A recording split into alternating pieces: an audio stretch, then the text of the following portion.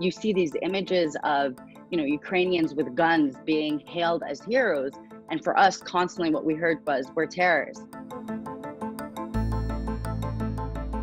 For Palestinians, our resistance has been criminalized.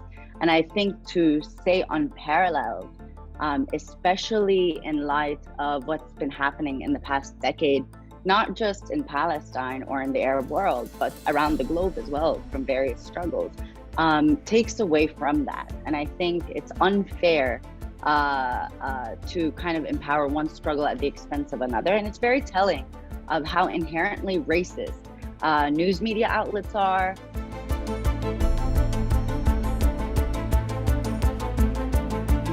Makes me feel kind of sad for FIFA and UEFA, and it's telling of their cowardice. The fact that the sanctioning of Russia, rightfully so, happened so quickly, but we've been attempting for, over a decade, I believe right now, to get FIFA to sanction Israel as well, and still to no avail.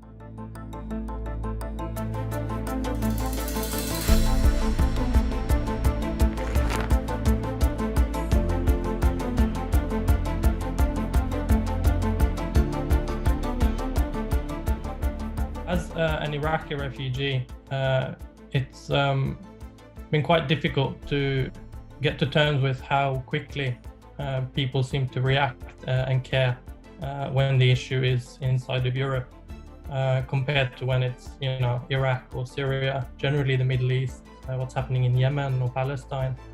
A lot of the struggles, especially the one with the conflict in Palestine, is very similar. But people aren't as interested or outraged, and it's quite upsetting.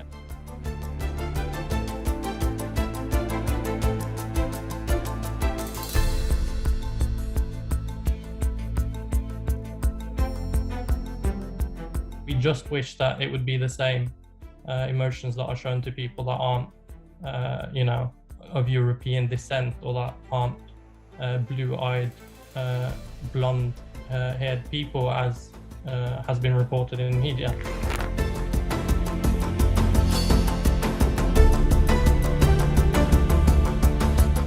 People are just uneducated when it comes to that particular notion of believing that other countries are less civilized if they're further away, or if they're a different color than the people that you see generally in your population. That somehow that makes them more third country, or less of deserving of a place to start a new life and a fresh start as refugees.